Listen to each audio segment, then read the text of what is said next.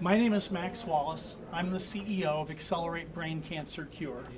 Today, we're joined by a full house full of people at the Case Foundation offices in the live part of the webinar, but I'm hopeful that we're joined by much bigger numbers out in webinar land able to take advantage of modern technology and join with us.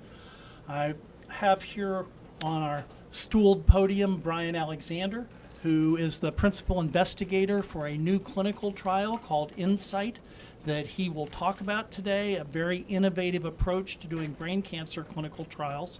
And on this side, I'm joined by my partner, David Sandak, who is the Senior Vice President at ABC Squared, working on strategy and research. I think he has hung out so much with the people at Dana-Farber and with Brian that they're printing cards up and naming him executive in residence for that Dana-Farber lab, able to do miraculous entrepreneurial feats in difficult bureaucratic environments. So we're pleased to be here and talk about this. The goal is to have it be helpful to patients and people impacted with brain cancer. We had a show of hands in the room before we started taping of who here had been impacted by brain cancer, and I think nearly everybody raised their hand. It's amazing to have you all here, and we so appreciate it. We also appreciate the help that we're getting from the Case Foundation. We are in their offices today, in their lovely conference room. It was the only room we could find big enough to host this. So thank you to the Case Foundation. They have been friends of ours since the founding of ABC Squared in 2002. So we've been partners for a long time. I'm going to start by asking David Sandak, my ABC2 compadre, to give us a little background on the project that we started with that we now call Allele, which is a genomic sequencing project. It was through our work with Allele that we then met Brian and have matched the Allele project now with the INSIGHT clinical trial. David, can you give us some background?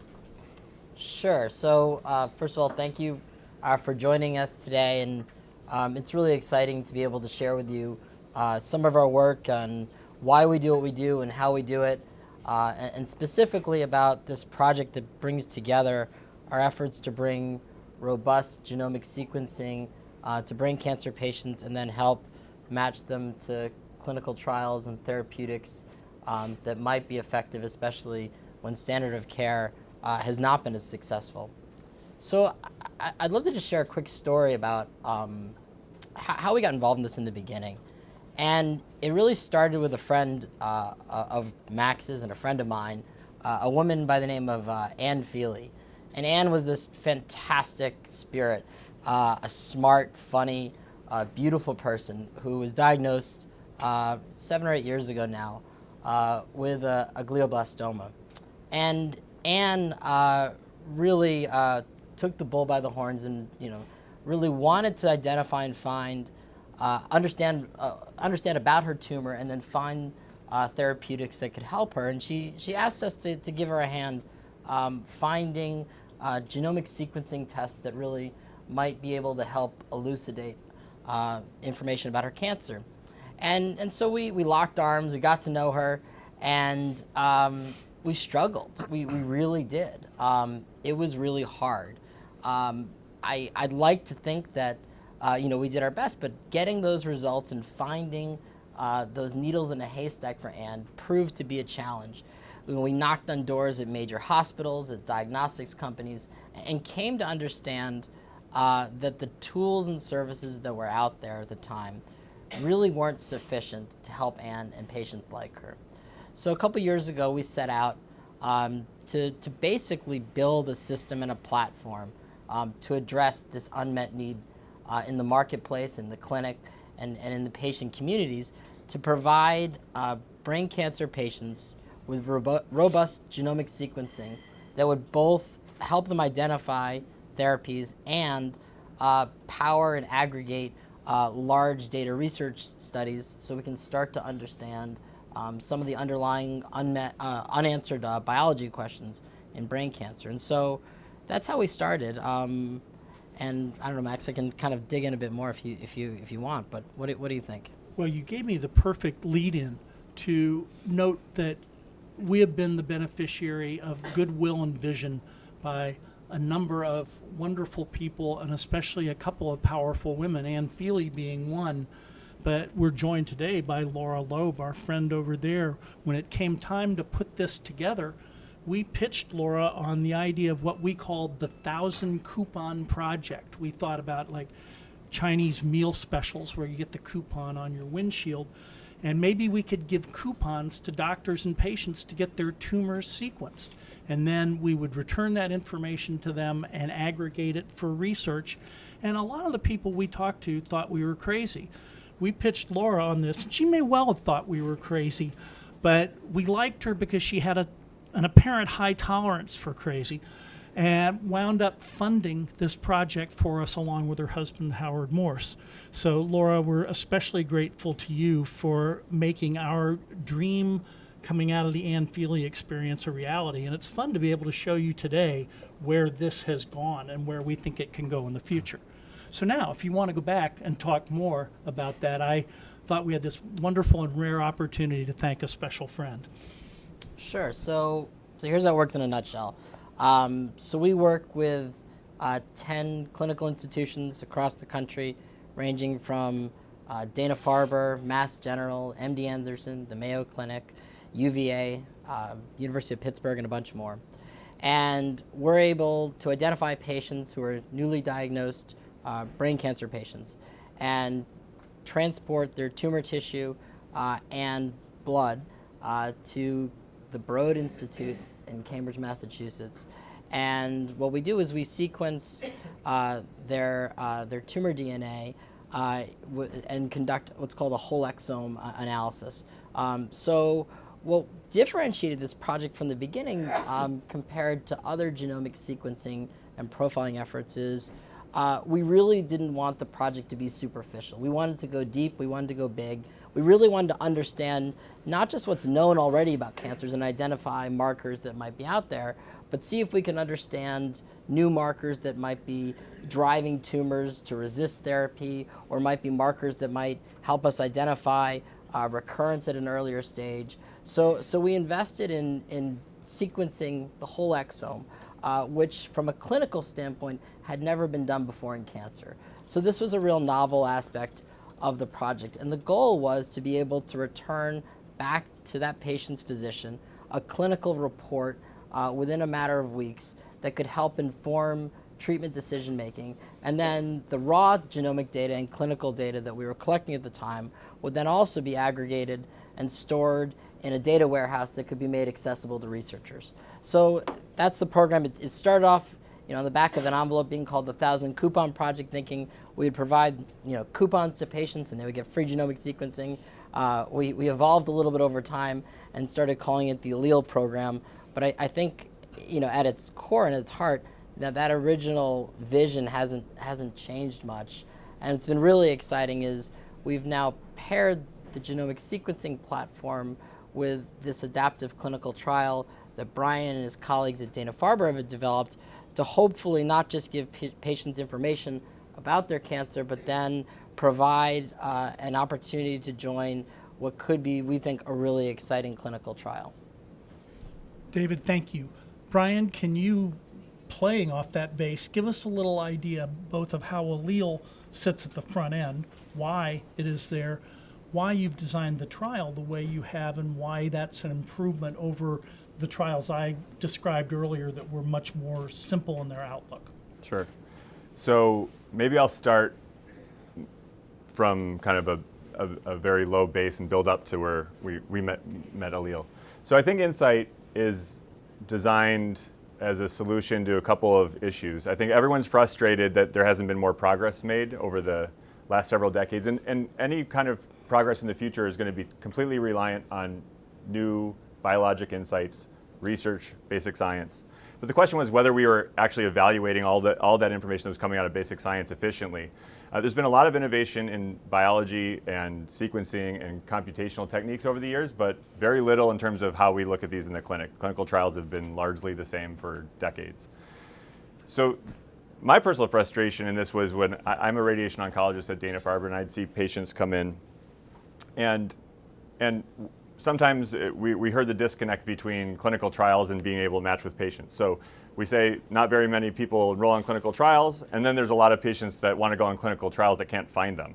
And so there's a lot of inefficiencies in the system somewhere, and why is it? Why is that? And kind of thinking about that was what led to the beginnings of Insight. So the idea with Insight was really thinking, why do we design clinical trials over and over and over to ask the same question?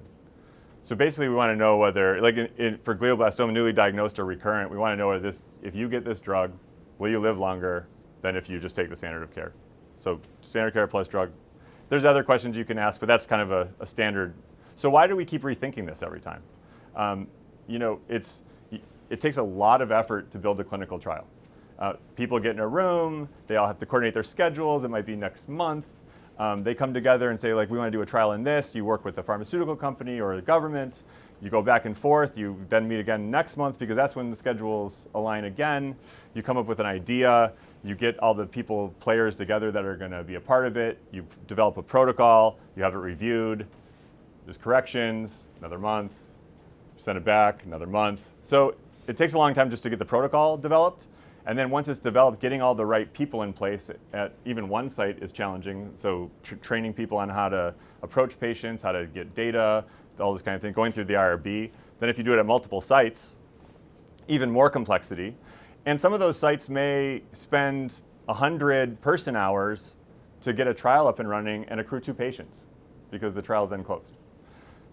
So why do we do it that way? And I didn't find a good answer. And so one solution is to have, and I would say this is the kind of underpinning for Insight, is a platform called a platform trial under a master protocol. That's the kind of chassis that it runs on. So basically the trial is going to be run the same. We'll put new arms on and evaluate new arms, but we're not going to go back to the drawing board and say, well, should we think about looking at survival and progression-free survival? How do we look at imaging and how do we do all these things? That's going to stay the same. The difference is the new drug that comes on or a different therapy that comes on, and we'll evaluate that. The other thing that's kind of been frustrating if you look at just the clinical development of drugs and therapies for glioblastoma is that a lot of drugs get to phase 3 and they fail in phase 3. And could we have had better information before we enrolled 1,000 patients or 500 patients and randomized them to placebo or the drug? And a lot of times what we have is phase 2 data that's a single arm. It doesn't have a placebo, but then we can't really make sense of, well, the patients lived longer than we know historically, but is that because we picked them better? Or is that because the drug was working? And so we had this tension where we really want to have a control arm to understand whether the drug is working. But we also don't want to have patients randomized 50-50 to being on a control arm because the patients are coming in wanting, because this is, in a disease like this, wanting to be on something new. It's not like you're kind of testing 2 different things in a disease where there's just good outcomes all around. People want to be on something new. And so there's that tension there. And so we thought the platform was a good way to say, well, we'll have a control arm, but we'll have multiple experimental arms compared against the control arm. So instead of having 1-to-1 randomization, we can have randomization to either control or 3 experimental arms or 6 or however many accrual will allow.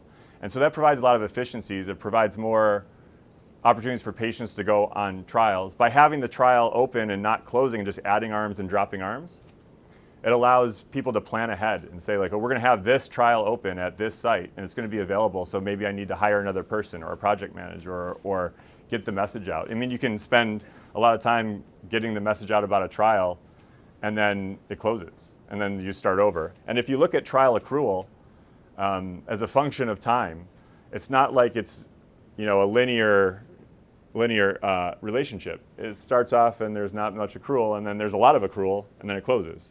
So can we stay on that a lot of accrual part by keeping the actual baseline of the trial open and just changing the arms out? So that was kind of the thought behind putting together Insight. The adaptive part is to say, if there's information kind of being generated during the course of the trial that may look like arm 2 is better than control, but arm 3 and 4 are not.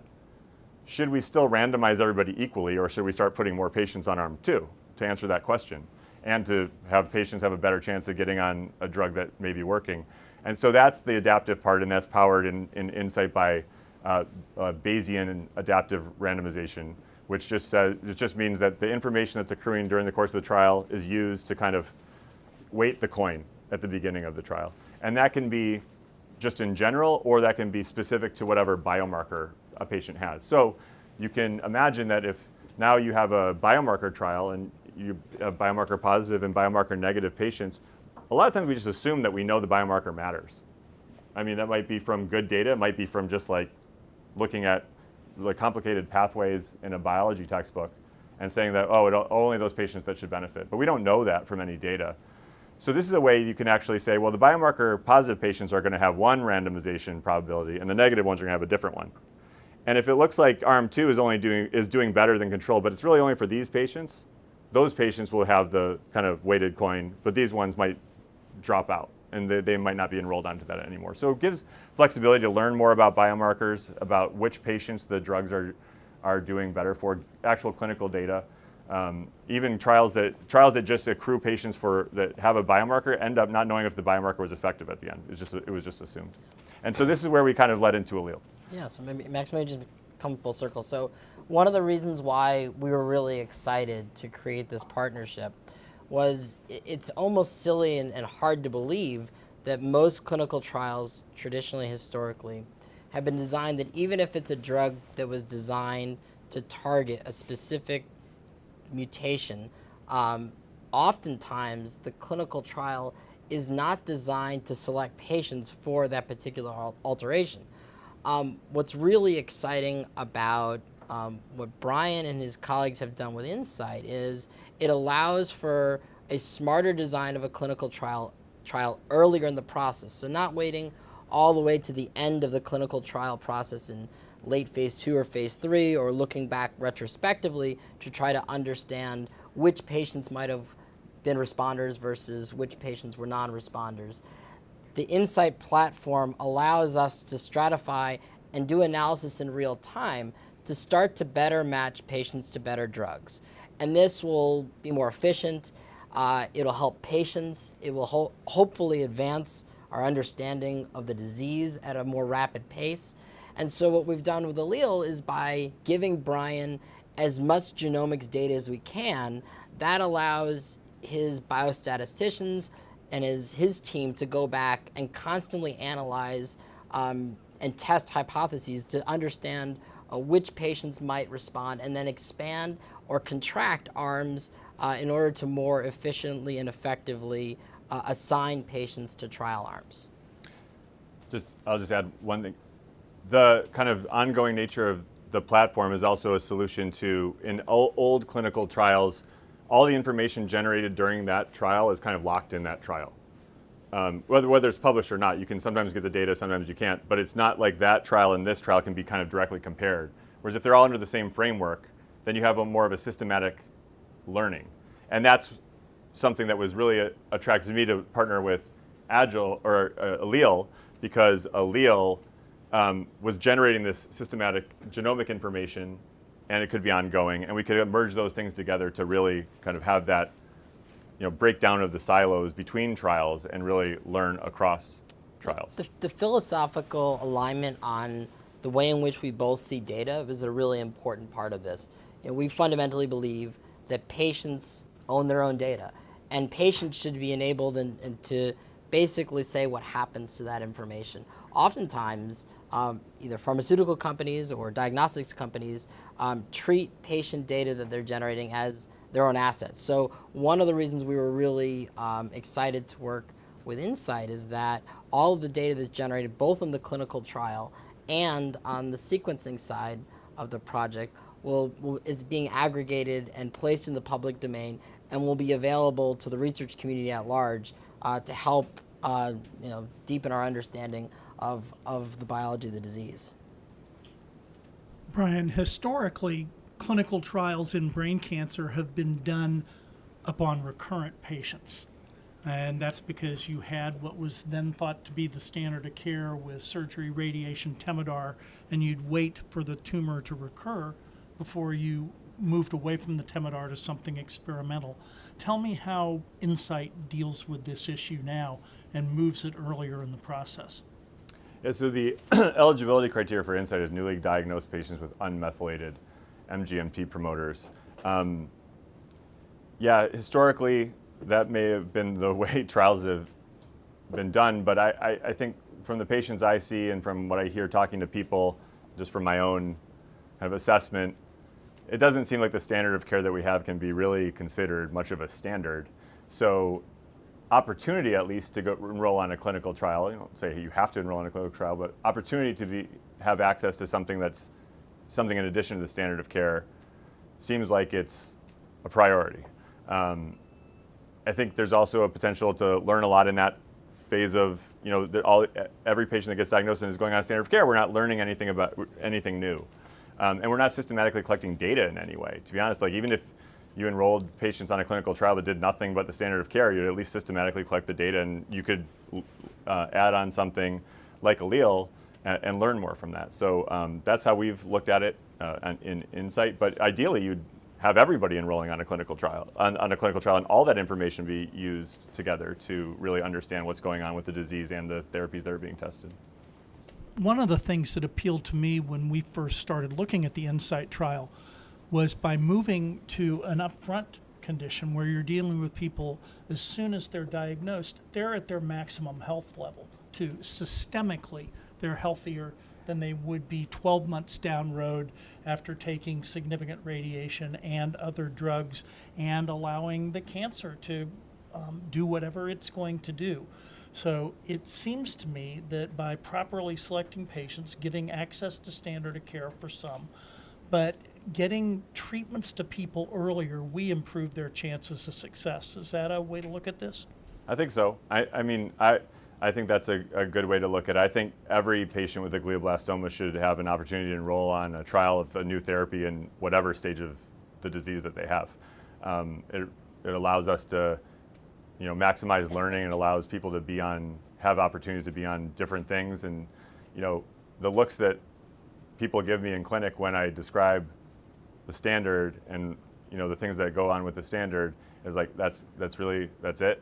And, I feel like a failure when I'm talking to them because we don't have something else to offer. So the opportunity to have a clinical trial option available to people is at any time is, I think, useful. There's no sense in not learning from people that are being treated. Give me a sense of how you chose the trial agents that are in use now and how you think about it going forward. Yeah, I think we got lucky with the agents that are on this trial. The way that we looked at it was using the information, as you mentioned before, that was generated by the Cancer Genome Atlas. There's a recurrent number of pathways that seem to be abnormal in GBM, and we wanted to get kind of drugs that targeted each of those pathways. And then each one of those would have a particular biomarker that may interact with the pathway. So having the ability to have kind of broad sequence data to assess multiple biomarkers at the same time, just like TCGA did, to really understand what that tumor is like, not just for EGFR, but for PTEN and for CDK 4 and 6 and those kind of things. Having all that information in one test is really beneficial to us. And we don't know whether the biomarkers or which drugs are better versus each other. So you mentioned before the humility at centers. I would add to the humility is to be able to tell a patient, I don't know that trial is better than that trial. I think you can really judge trials based on logistics, like if you have to come in 10 times versus 1 time, or how onerous it is to receive a therapy, or the toxicity profile. Those are good things to decide. But in terms of which is going to work better, if you're being honest, looking at the data, and you've got the sense of humility, you have to say, I don't know, 95% of the time. I mean, and I think that's what Insight kind of does, is it takes a step back and says, well, these 3 experimental arms could have been 3 separate randomized phase 2 trials or single arm phase 2 trials. And then a patient would come and say, well, which one should I go on? And I still can't tell you which one you should go on. But the algorithm, if there's one that's looking like it's better, all the information that's available at the time when the person comes in will be brought to bear on the chances of going on an arm that might be doing better. Brian, you gave a talk that I saw a couple months ago that you presented some data that really surprised me, in that I've always been under the assumption that by the time we get to phase 3, the idea is we're just validating something we know. And so you would assume that the success rate of a phase 3 clinical trial would be really high. but can you just share a little bit about what you learned when you look back retrospectively over the course of neuro-oncology clinical trials in terms of what we've really learned or not learned in terms of figuring out which drugs to move forward versus which drugs not to move forward? That's a good, it's a good question. I think it's not, we have data, but everybody knows what the success rate in GBM has been. How many positive trials has there been? But the phase 3, temozolomide, Optune. The phase 3 trials have been Right. failing, There's been a lot right? of phase 3 trials, Yeah. right? So there's been a lot of phase 3 trials. There's been 2 successes, maybe 1 or 2 more, depending on how you look at the data. So most of them fail. So what's the information that we have? Why are we deciding to go into phase 3? I have my opinions. I think it's based on single arm data, overestimating the value relative to historical control, sometimes using things like progression-free survival or imaging to say that, that we're really having an effect when the effect might not be translated to a survival benefit and those kind of things. So I think doing a more systematic collection of data and really thinking about the entire development of something in GBM. And I'll just say this too, the drug and therapeutic development paradigm is based around the drugs, right? You develop a drug, you get all your preclinical data, you apply to FDA, you can say, okay, we're going to start doing clinical testing, we get the dose, we get a dose. Now we know what dose is kind of safe for oncology patients, and then we say, well, what are we going to put this, what tumors are we going to treat? Often it's not GBM, we'd like it to be GBM more. But at that point, then it becomes very tumor specific, and a company may not have specific expertise to say, we know the best way to test these drugs in GBM, this is how we did in lung cancer, or we'll ask key opinion leaders and we'll put a trial together. What we want these platforms to do is be kind of a development paradigm that's based around the patient. So with a specific disease, so that when a drug needs to be developed in that disease, we've already worked out what the best way to do that is with regulators, with the community. Everybody knows how the trial works and operates. And then the drug developer and the indication developer, maybe put it that way, will partner and have the most efficient trial generate the best information to go into phase 3. You've got 3 agents plus Temodar that you're testing. Can you describe a little bit about the agents, which genomic pathways they target? This is a pretty sophisticated audience, and I think they'll understand what you're talking about. Great. So we have the control arm, which is standard of care with radiation temozolomide. In the unmethylated patient population, since, as you mentioned, temozolomide may not have as big of an absolute benefit as in the methylated population, experimental agents can replace temozolomide. So they're allowed to, as a general rule for the platform. And the way that's worked out for the different experimental arms is that one arm is targeting EGFR pathway, so it's neratinib, and it's targeting EGFR amplified or mutation. Although anybody can be enrolled onto that arm as we collect data. But that arm is radiation and temozolomide, like standard, and then instead of temozolomide afterwards, it's neratinib.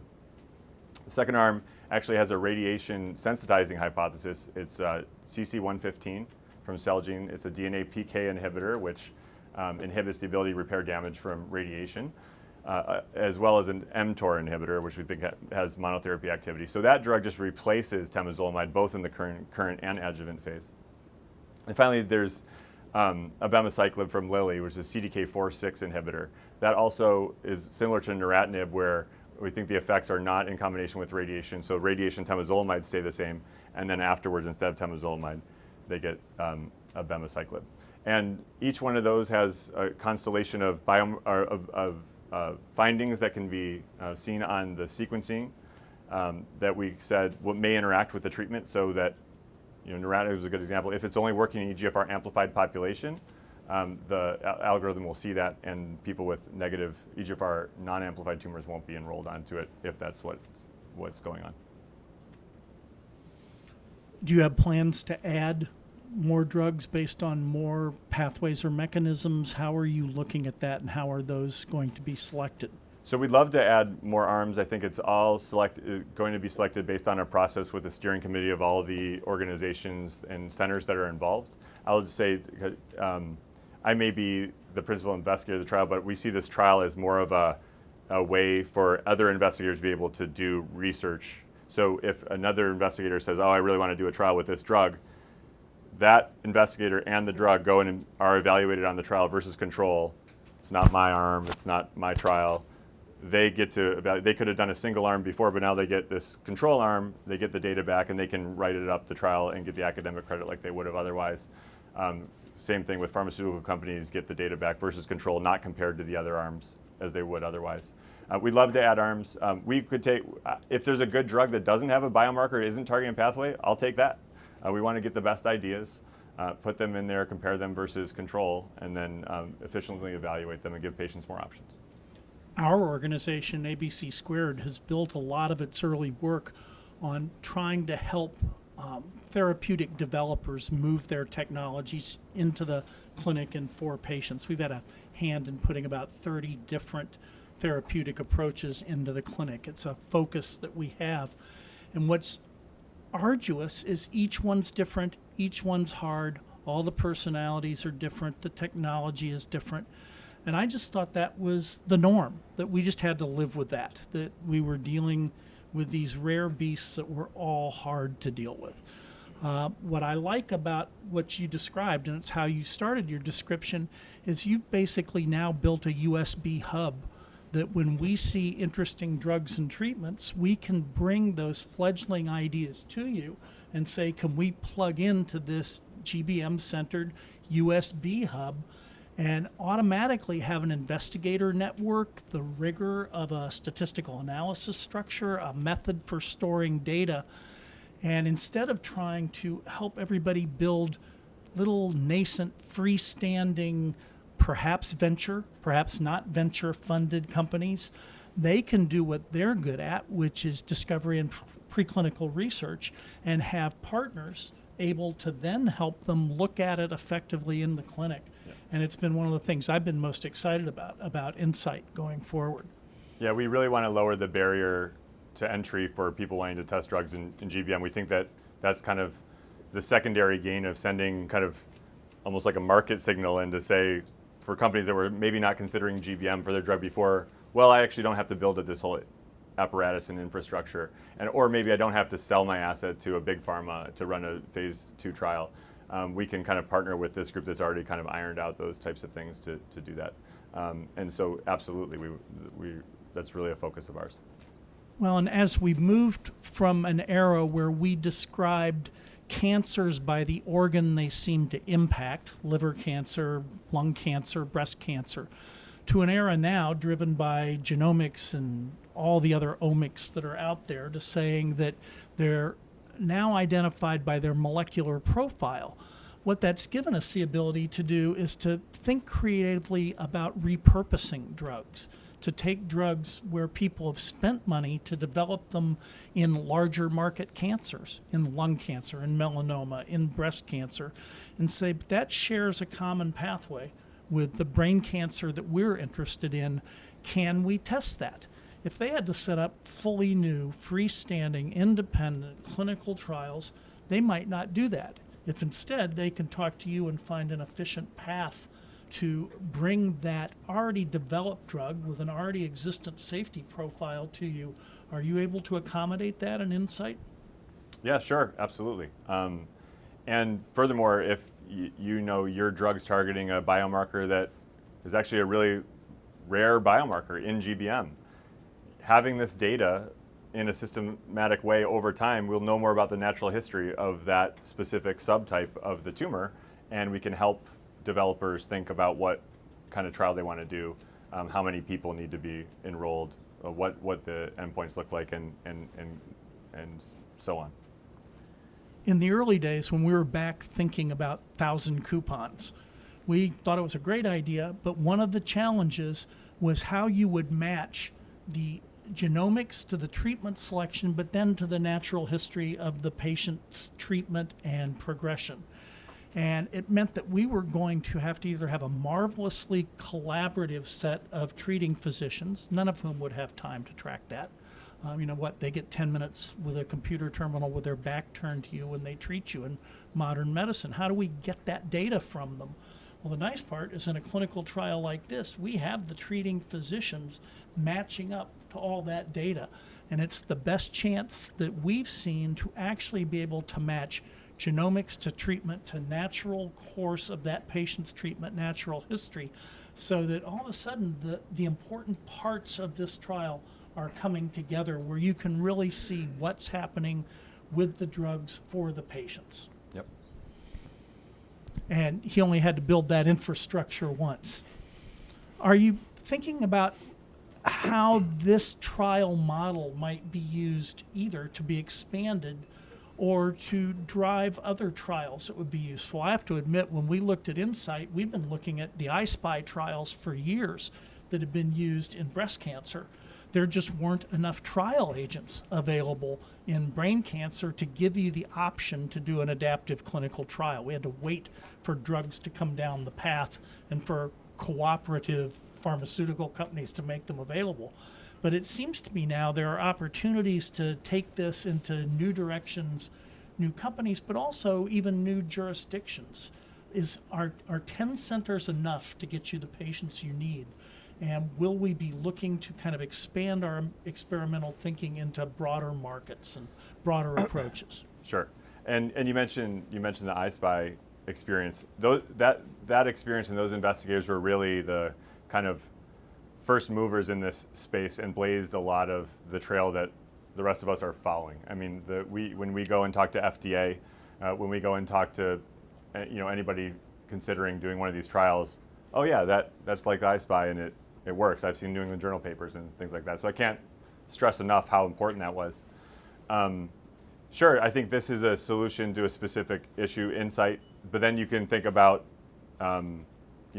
adding some more innovations to it. So many of you may have heard of GBM Agile, which is currently in development. So Insight is for the newly diagnosed unmethylated, but I mentioned what if everybody could enroll in the trial? Newly diagnosed, methylated, unmethylated, recurrent. We're trying to learn as much as we can from every patient that comes in, maybe allow them to actually be re-randomized. If they got placebo the first time, maybe they can be re-randomized later at progression. And GBM Agile is all of those things. Additionally, to make it even more so, like we really want to solve the development from phase 2 to the end of phase 3, GBM Agile has kind of a phase 3-like component to say if there's a signal that you find in this adaptively randomized Bayesian crazy thing, is FDA going to approve the drug based on that? Well, we've talked to FDA, and they said, well, maybe, but it'd be better if you could do something that's a little bit more traditional on the back end of this. And so GBM Agile has a kind of a stage 2, which is a phase 3-like component, but it's same kind of efficiency. So everybody that's diagnosed with GBM, newly diagnosed, recurrent, methylated, unmethylated, from the beginning of phase 2 all the way through phase 3, that's the goal of GBM Agile. And at that point, you start thinking, and global, as you mentioned, so there's centers in the United States, that is scheduled to open in Australia as well, with China, Europe to follow. At that point, you start saying, well, what's the line really between clinical practice and clinical research? If everybody can kind of come on the trial at a specific institution, they're all eligible, and we're collecting the data systematically and we're kind of treating them systematically, that kind of becomes clinical practice at some. So these lines are being blurred. We're really creating a learning system where we're understanding as much as we can from every patient. We're maximally giving them opportunities to be on new therapies when they become available. And it also, these platform trials say now there's actually a ongoing concern that has a specific interest in getting the best drugs for this disease. It's not waiting for a drug company to develop to say oh well, maybe I'll do that trial in GBM. It's well, now we got to be proactive. We can go out there and look for drugs, say, well, I like that drug. Can you develop that, or can you license it to someone that can put it in the trial? So, kind of rearranging a little bit of the perspectives to be more proactive rather than reactive in the development space. We've liked GBM Agile from the first time we saw it. We thought it was a cool set of ideas. As an organization, ABC Squared tends to be action now driven because we so understand what patients are going through and the time frames they're dealing with. And while we admired the complexity and the aspirational goals, we felt that there needed to be action now to test some of these things. So we've talked to Brian about the fact that Insight in many ways is going to teach us how this works. We got involved because we thought you can design complexity, but let's start. there are patients waiting to start, and that's what led us to Brian and the team at Dana-Farber, is they were ready to go. A U.S.-based trial with upfront patients, with drug companies ready to play. So we're very excited about Insight. We're very curious about Agile. And I feel like, some days I've got my teammate uniform on, and other days I've got my cheerleader uniform on, hoping you can get that out of the ground. Yeah. So. I think the other thing to say is, as important as it is to learn between arms on a trial, it's important to learn between trials. And so, as I mentioned, we've learned a lot from iSpy. We've also sharing information. So GBM Agile is learning from Insight. Insight's learning from other trials in other diseases. So PanCan in pancreas cancer has a trial called Precision Promise. We're learning from them. They're learning from us, sharing best practices. These are all new. And the real exciting thing is the willingness amongst this kind of global cancer community to learn and share best practices to really kind of drive some of these innovations forward. It's really important that we do that both kind of within the GBM space, but across different kinds of tumors as well. I'm going to take a second to do a commercial and suggest that anybody who has questions should bring them up. When you look at Insight, David has gotten his law degree just by working on the administrative aspects of Insight so far. The contracting has been quite an amazing process. When do you anticipate treating the first patient in Insight? In Agile or Insight? Insight. Insight, we're at Dana-Farber, we've enrolled 22 patients so far in Insight. We have the other centers coming online. A lot of the contractual complexities are complex. And so this multi-center kind of is, a lot of that is over. And so the other centers that are affiliated with Insight and will be running the trial will be coming online over the next few months. So we expect accrual to pick up pretty fast. Here's a great question. Given the structure of Insight, what is the education and consent process for patients, and how's it changed from the norm? That's a great question. So we've thought about this a lot, and we had our IRBs kind of weigh in. So there's a two-step consent process. The first is kind of consenting to the screening and the overall concept of being randomized, with as much knowledge as anybody wants about what the specific arms are. But then once a patient's been randomized to a specific arm, there's another consenting process for that arm. So it's really modular in this way. We IRBs, patients all felt there was too much information to give them all the information on every arm on the trial, all the toxicities, all the follow-up visits and all those kind of things for them to consider for each arm on the trial. And they're not really going to get a choice of which arm to go on. So there's a kind of overall consenting to the trial, and then getting all the information, all the screening, all the biomarker data, randomization, assignment to arm, and then reconsent to that specific arm. And this is actually one of the reasons why, and we talked a lot about this, about whether we would actually merge the two programs, Allele and Insight, or keep them separate. But since probably only 50% of the patients who are screened will be eligible for Insight due to their MGMT methylation status, we really wanted still to be able to provide genomic sequencing to patients who might not be able to go on to Insight, but we still might be able to find information that might help guide their treatment down another path. So whether that's looking at an immunotherapy or another targeted agent that's not part of Insight, or perhaps just having that information available so at recurrence it could help guide decision making, was one of the reasons why we kept it separate. Also, trying to front load that genomic sequencing as early in the process, so then clinicians like Brian would have the ability to do that stratification and decide whether a patient should go on standard of care or not, was an important part of the design. Yeah, I think on the other side, it speaks to the logistic challenges to a lot of these things. We talked about this, but getting all that complex biomarker information analyzed, sequenced, analyzed, put it in the right format, and kind of used for randomization isn't quick.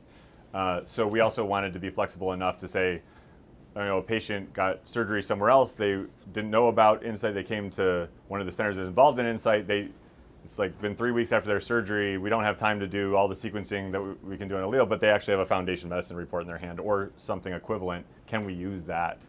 well, we want to make sure that we keep the trial open to as many people as possible. We would like to have uniformity of the data, of course, but this is always the tension between best data versus more accessibility, and that's kind of some of the thinking that went into keeping these somewhat separate. In this question, they ask about the adaptive management and can you move patients midstream? And the statement is, for example, information comes up on the biomarker that shows it's only effective on biomarker A. Does biomarker B get reassigned to another arm, or how do you manage patients as you develop this ongoing information flow? That's a great question. So the most simple case, the patients have biomarkers that you don't have A or B. A lot of times you have A and B. So deciding which arm to go on is part of the randomization process with the weighting. So if it's not working for patients that don't have A on arm A, those patients won't be enrolled on that arm anymore. For patients that are already on A, that's a difficult issue. And I think midstream wouldn't be able to kind of go back and re-randomize them, other than something like in Agile, where you're allowing potential re-randomization after progression. But a lot of times we won't have that data in a very binary way. This is all very continuous. It's the probability of an effect, and by the time we have enough data to say the arm's not working for a specific at all, or for a specific biomarker class, that arm will drop out of the trial completely. And there was a related question that if a patient has a reaction to a drug on one arm, do they have the potential to be reassigned to another arm rather than dropped from the trial? Yeah, again, currently on Insight, no, we don't have an ability to re-randomize people after they've been on one arm. And on Agile will be the opportunity down the road to be re-randomized after progression, but not specifically when they're on a drug. Some of that's, again, working out the tension between opportunity for a specific patient and being able to understand what's going on with the drug, and talking with regulators and the scientific community to say, if patients were on drug A and B and they lived a long time, was it A or B? Or so that's hard to kind of tease out sometimes if you don't have a systematic thing in place.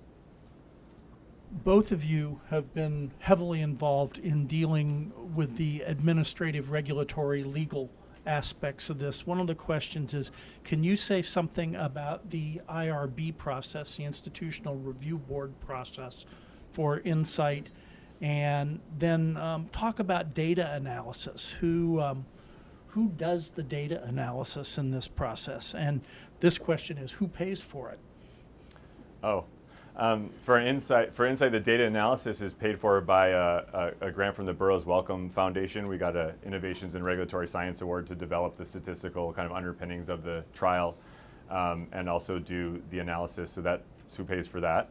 And we have a statistics team, and we have program in regulatory science at Dana-Farber that is handling the statistical aspects of Insight. The interesting thing is kind of, how do you plug in something that's different onto an already, a structure that's used to doing some things a certain way, and we've had to kind of make some changes of things in the right formats and making it look to most of the institutions like it's a trial, like any other trial, and have a lot of the complexity be kind of in the background. So that's been, and I forgot the first part of the question. I'll answer it for you. How about Okay. this? I was asking I was asking about IRBs. Sorry. The IRB. Brian has a brilliant teammate that handles all the IRB stuff for him, and a woman named Sarah Gaffey, who is the project lead and IRB guru for him. The Dana-Farber team at large that's running Insight is really phenomenal, from Dr. Patrick Gwen, who runs the neuro-oncology program and really works with patients to help them identify therapeutic options, to Keith Ligon, who's been hugely helpful to us to stand up the genomic sequencing platform and to help with the stratification and identification of relevant biomarkers. So I think, Brian, what you and your colleagues have done, which is something that's been really fantastic to be a small part of, is I think you really had a team effort. You brought together different disciplines, whether it's biostatistics or clinical treatment or diagnostics, to really make the whole thing run. I think any of these trials require complete team effort and kind of suspension of some of the egos. I would add that a lot of the sites that we're partnering with have been extremely great to work with. very patient as we work through kind of some, everything sounds great on paper, and then when you start trying to operationalize things, there's always things that come up. And so all the sites that we work with have been extremely patient and added their own ideas to things, which have been really helpful. Sarah, of course, is wonderful. You definitely need to have good people that are kind of on Sarah, top of we things. hope you're watching. Yeah, IRBs haven't been too much of an issue. Again, they provided great feedback to us as we were putting things together. So, again, so one of the ways to look at Insight can be almost like a governing structure of multiple separate trials, and a lot of those kind of separate trial things, once you get to the second stage consent process, are similar to any other trial that you might enroll in. David, do you have questions for Brian? I think Dina And I has- think we're Dina- collecting some additional Dina questions. has a couple cards.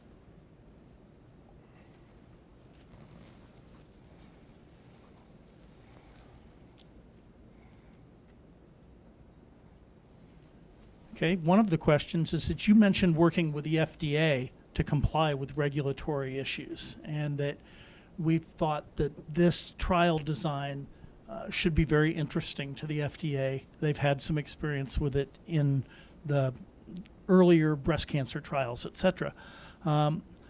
What's your interaction with the FDA been on this, and also what does the National Cancer Institute think about this structure? We can ask the National Cancer Institute. I'll talk about the FDA component. I mean, when we first started developing Insight, people were saying, well, FDA won't go for this, and FDA. I was like, well, FDA's written guidance on this a while ago, and they've been really kind of very influential in getting these master protocols to be developed. If anyone reads the New England Journal, Janet Woodcock and Lisa Levange wrote an article on master protocols. They're very supportive of master protocols.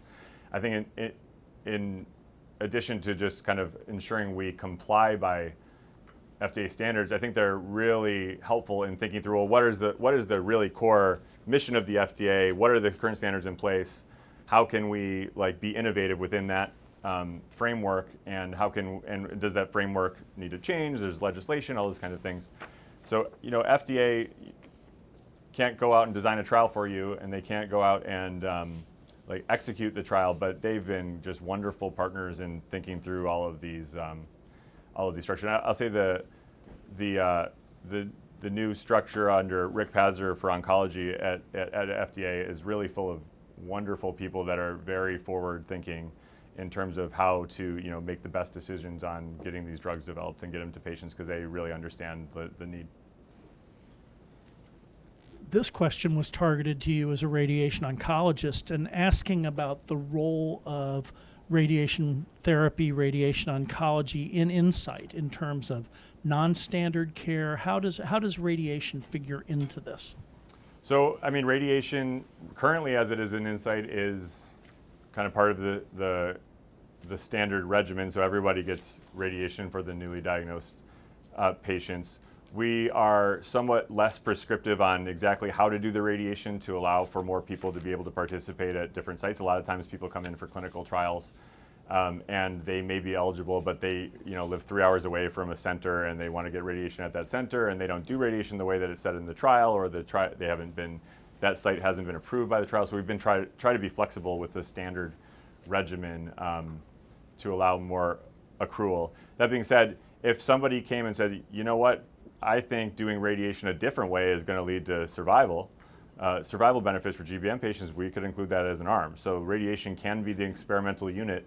It just isn't right now currently, other than potentially with CC115 being a different radiation sensitizer than maybe temozolomide.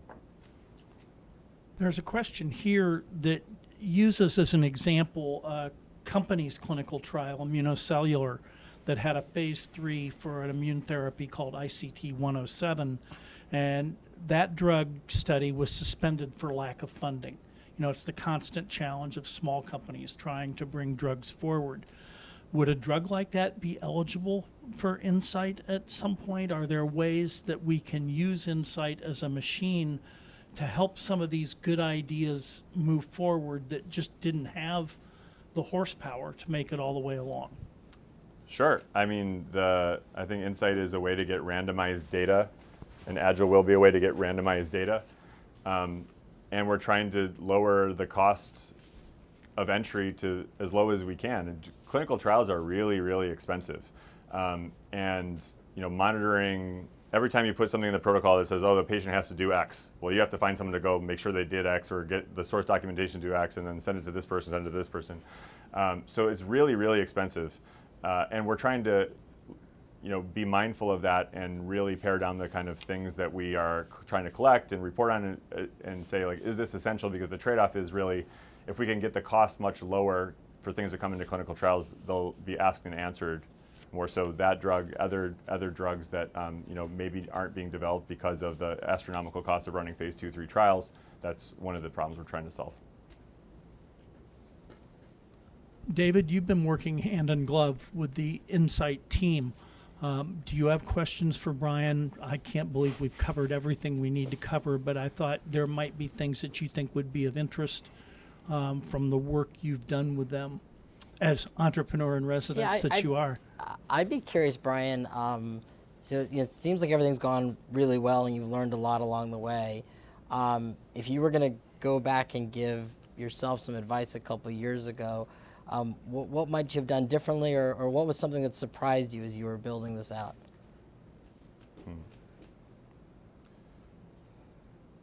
That's a good question. I don't know if there's too much I would have done differently. I think the design, I think we were willing to compromise on design kind of things and sacrifice kind of the purity with which we saw the ideal to get things going. I thought we had a good balance of pragmatism and idealism. I think just kind of moving ahead and moving forward as fast as you can and getting enough people to really buy into it. And I think that they have. So I'm not sure I would have done too much differently. Well, it was one of the things that attracted us to this, was that ability to gain forward motion right away on an important new thing. We see a lot of projects come to us that we kind of dub spruce goose projects, like the Howard Hughes airplane that was so large and so complex and so underpowered that it never took off. It just taxied around the water in Long Beach. And you can't get involved in projects like that. You've got to make progress. You've got to do something. And one of the real appeals to this was its ability to take great ideas and move them forward. How many patients do you anticipate having enroll in this trial, and how long do you see it running?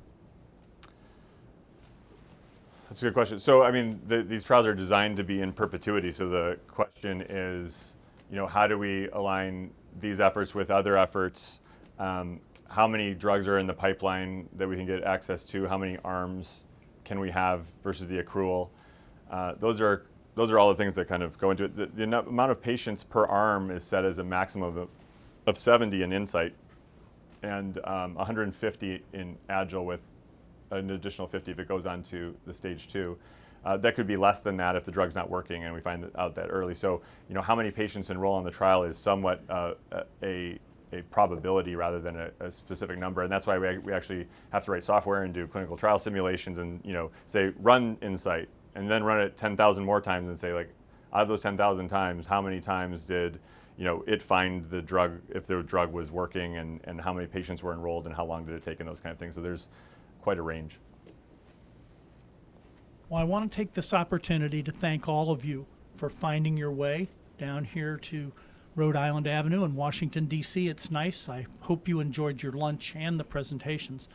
Brian, I thank you for coming down, but also for the work you're doing. It is so important and so visionary, that it's really our privilege to be around and to help where we can. David, I thank you for giving up every shred of a personal life to work on this. And he's got 2 young twins that take up what little time he has left besides running down to Dana-Farber.